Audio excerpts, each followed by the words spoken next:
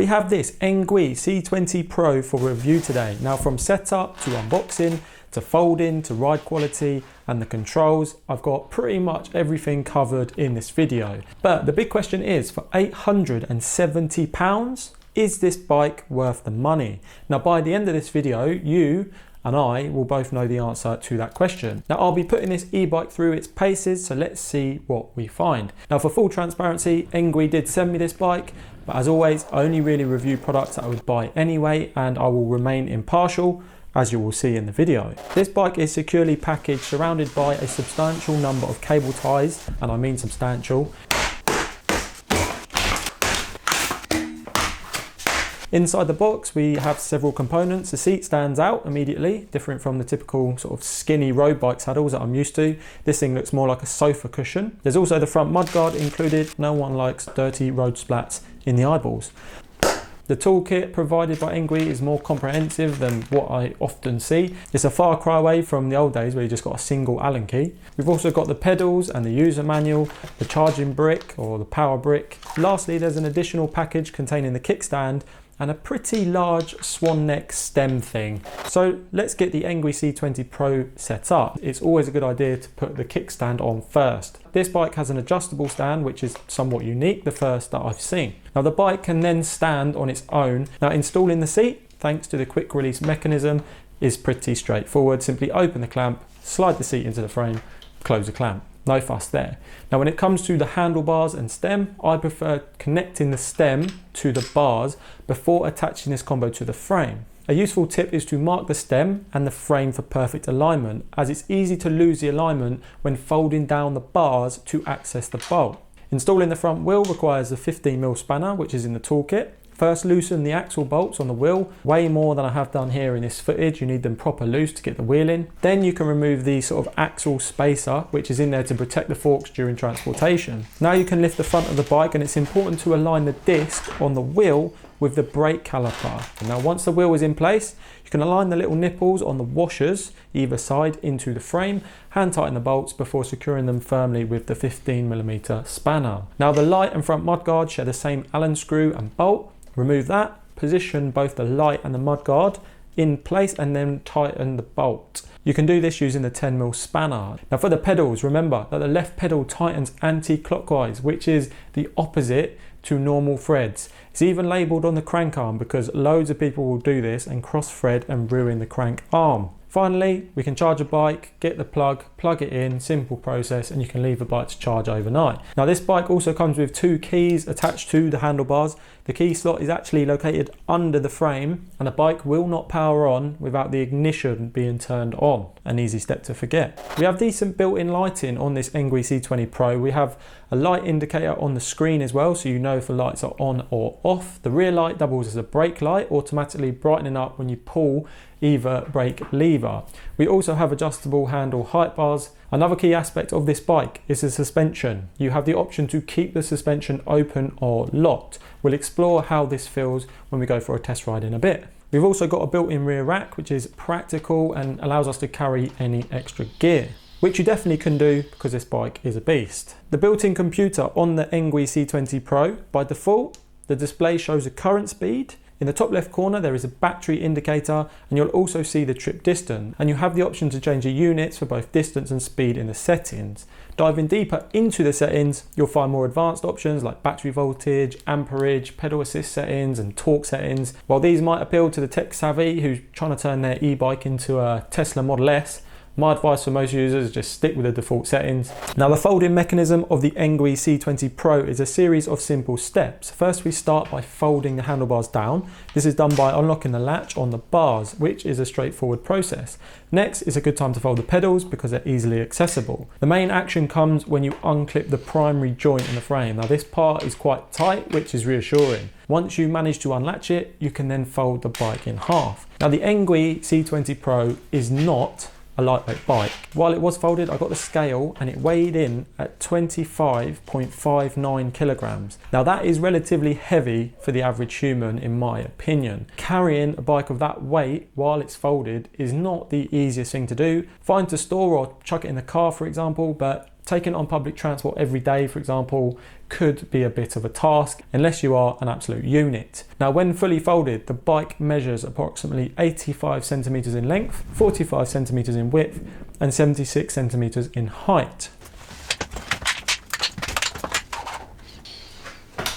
Let's talk about the battery of the Engwe C20 Pro. Now, removing the battery from the bike involves a specific method. First, you need to twist the key in a certain way to retract the small metal nipple. After removing the key, it might take a bit of effort and wiggling, but the battery will come out. Now, this battery is an absolute whopper. It has a capacity of 15.6 amp hours. It is a substantial component. In fact, the battery alone weighs around 3.38 kilograms. Pretty large. Now, it is nice that you can remove the battery and charge it in your house, for example. Now, due to its size, it's going to take 6 hours to fully charge this battery from 0% to 100%. When it comes to ride comfort, the Engwe C20 Pro is pretty decent. Now, the comfort level is noticeably high, significantly attributed to the 3-inch tyres, I believe.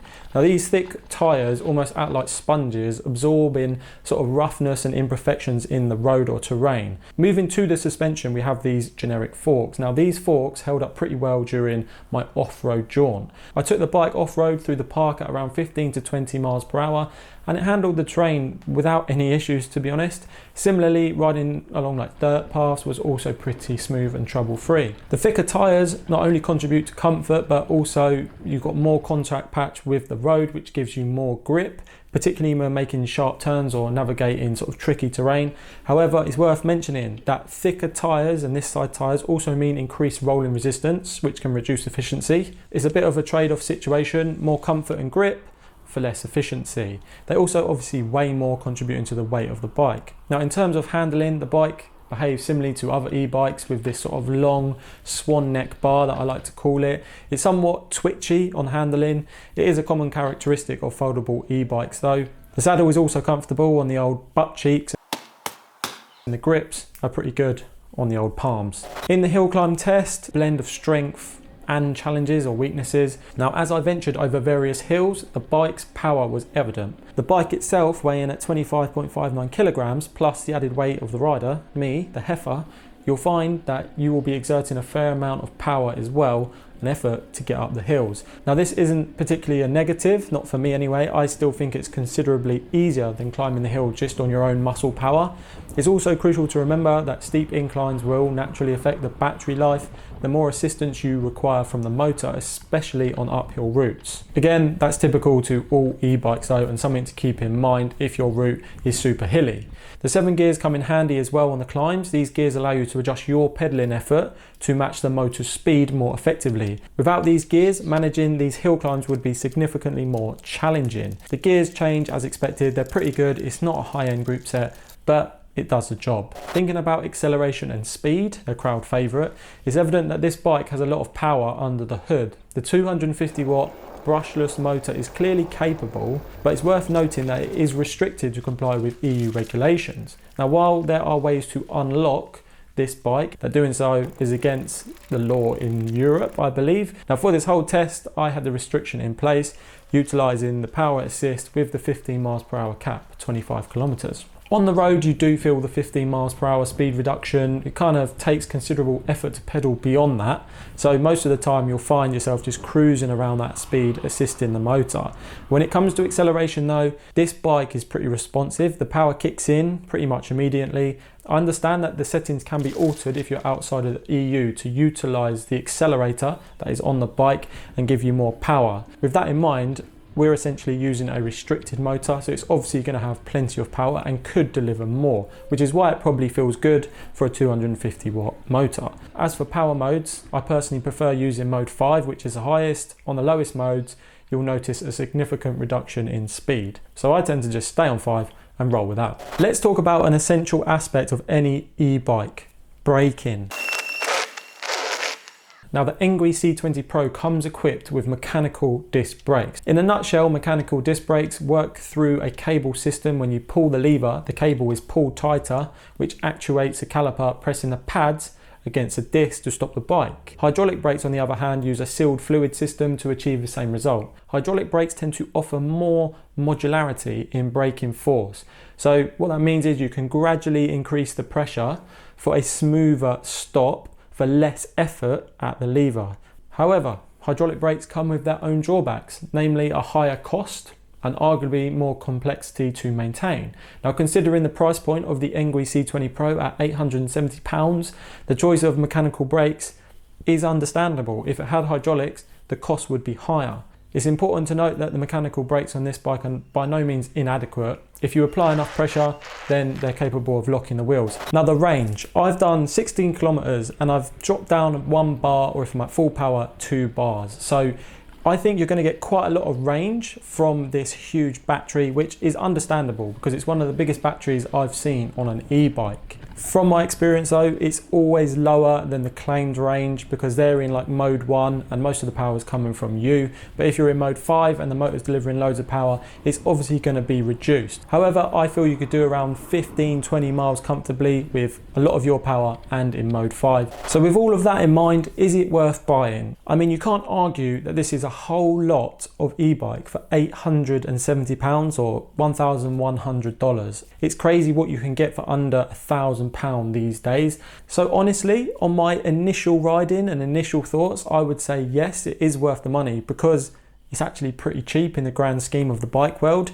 Now, you could even upgrade the brakes for £100 to something like the Duintech F1 or M2 calipers, and you'd have a semi-hydraulic system which would be much better and give you a better overall bike. Because this bike is substantial and big, you could remove journeys needed by a car. Anything that can remove a car journey is worth it in my opinion. If you're interested, you can check out this video of the Engwe EP2 Pro, which is a similar bike from the same company but has its differences. I'll hopefully see you there.